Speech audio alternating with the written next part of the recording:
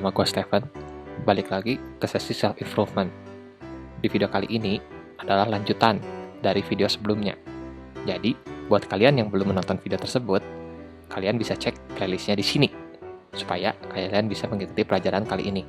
Nah, di video sebelumnya, gue udah ngasih contoh hiragana yang ada di dalam bahasa Jepang. Gue juga udah menganjurkan kalian untuk mencoba menulis dan menghafal hiragana itu. Nah, kenapa sih kita harus menghafal hiragana? Ketika kalian udah bisa menghafal hiragana, kalau kalian perhatikan, dari beberapa kosakata yang udah gue ajarkan, ada beberapa yang udah bisa kalian tulis atau baca dengan hiragana yang kalian hafalkan. Salah satu contohnya adalah konnichiwa, kemudian hajimemashite, dan dozo yoroshiku. Nah, bisa dilihat kan, kalau kalian udah menghafal hiragana, kalian bukan aja bisa membaca, tapi kalian juga udah bisa menulis bahasa Jepang. Nah, menurut gua, intinya adalah seberapa banyak kosakata yang bisa lu hafalkan. Karena menurut gua, dari cara ataupun urutan penulisannya, itu cukup teratur. Jadi, sesuai dengan cara pengucapannya.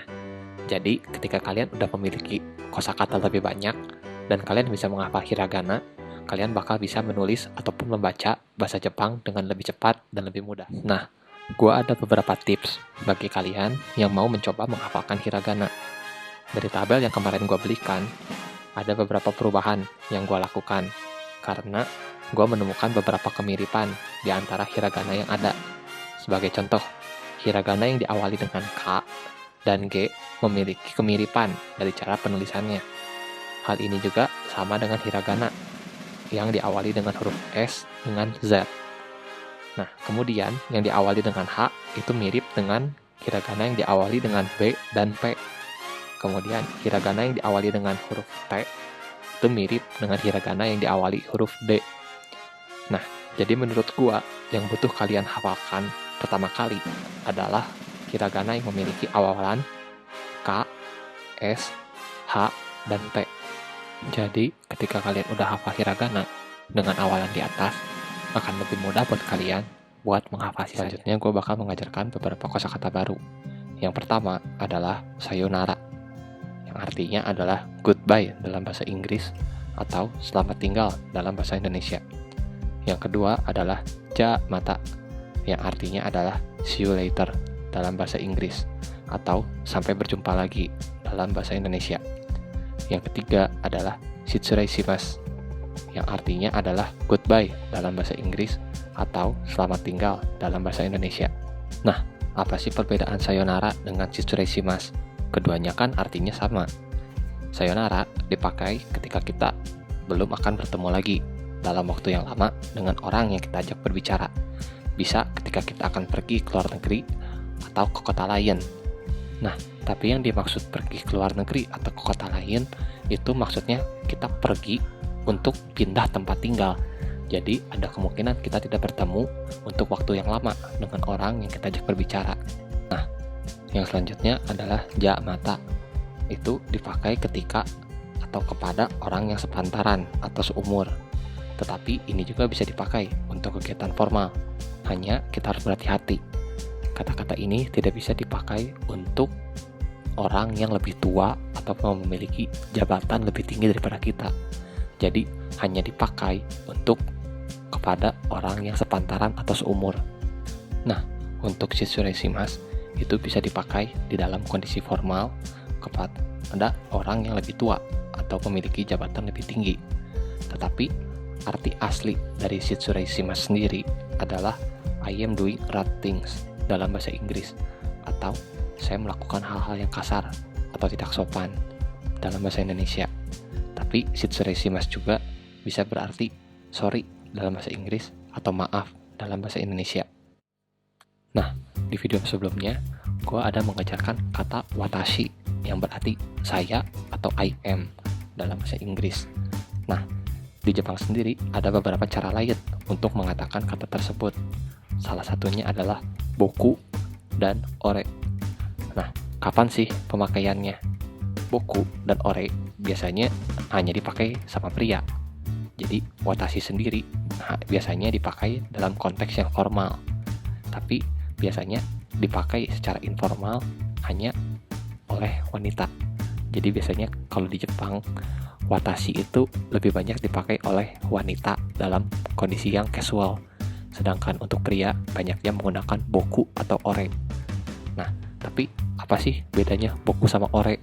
Kan sama-sama aja artinya. Boku biasanya dipakai oleh pria ketika bertemu atau berkenalan dengan orang yang baru dikenal. Jadi ini hanya dipakai untuk dalam kegiatan yang semi formal atau casual. Sedangkan ore biasanya dipakai oleh pria ketika bertemu dengan teman dekat wanita. Jadi hanya dipakai dalam kegiatan yang casual, bukan dalam kondisi yang formal. Sedangkan untuk watashi sendiri dipakai untuk kegiatan yang formal. Nah, gue mau mengajarkan beberapa kosakata berikutnya. Yang pertama adalah sensei, yang artinya adalah teacher dalam bahasa Inggris atau guru dalam bahasa Indonesia. Yang kedua adalah gakuse, yang artinya adalah student dalam bahasa Inggris atau murid atau pelajar dalam bahasa Indonesia. Yang ketiga adalah daigakuse, yang artinya adalah university student dalam bahasa Inggris atau murid universitas atau pelajar universitas dalam bahasa Indonesia. Yang keempat adalah kokose, yang artinya adalah high school student dalam bahasa Inggris atau murid SMA atau pelajar SMA dalam bahasa Indonesia. Yang kelima adalah kaishain, yang artinya adalah employee dalam bahasa Inggris atau pegawai atau pekerja dalam bahasa Indonesia. Nah, yang keenam adalah isha, yang artinya adalah doktor dalam bahasa Inggris atau dokter dalam bahasa Indonesia. Nah, ada beberapa tips pengucapaan bahasa Jepang yang mau gue kasih di sini. Yang pertama adalah ketika kita menulis kata-kata yang memiliki o di dalam katanya, nah kita bisa membacanya dengan cara memanjangkan o-nya. Jadi dalam contoh misalkan ohayo, nah kita bisa baca seperti ohayo dengan double o di belakangnya. Nah itu pengucapannya akan lebih mudah. Ya, yang kedua adalah ketika kita menulis kata-kata yang memiliki a di dalam kosakatanya, kita bisa membacanya dengan memanjangkan e-nya. Contoh, sensei. Nah, itu kita membacanya dengan double e di belakangnya. Nah, contoh-contoh ini juga terkadang ada di dalam satu kosakata. Contoh adalah kokose. Nah, kita bisa membacanya dengan k o o k o o s double e. Jadi kokose. Itu pengucapannya akan lebih mudah. Ada beberapa tips berikutnya. Misalkan ketika kalian sedang memperkenalkan diri kalian kepada seseorang. Contoh, watashi wa Stephen Des. Nah, sesudah kalimat watashi wa Stephen Des, kalian akan menjelaskan mungkin siapa kalian. Misalkan dalam contoh ini, gue akan menjelaskan kalau gue adalah seorang pegawai. Gue akan berbicara seperti ini. Watashi wa Stephen Des, Kaisain Des. Nah, dengan kalian berbicara seperti itu, kalian sudah menjelaskan, misalkan, nama saya Stephen, saya seorang pegawai. Nah, di sini gue akan memberikan contoh gimana kita bisa menggunakannya dalam percakapan. Misalkan, anggaplah kita mempunyai dua orang yang baru pertama kali ketemu. Yang satu adalah seorang pelajar universitas, dan yang kedua adalah seorang high school student atau pelajar SMA misalkan.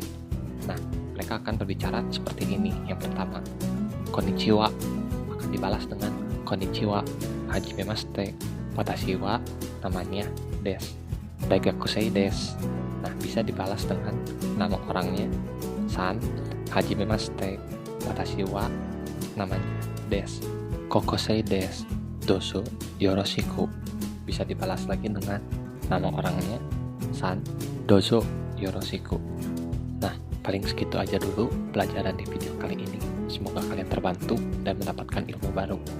Di akhir video, gue akan kasih tabel untuk hiragana yang baru supaya kalian lebih mudah untuk menghafalnya. Jangan lupa subscribe, nyalakan loncengnya, like videonya, dislike aja kalau kalian gak suka. Nama gue Stephen, see you at the next video. Bye.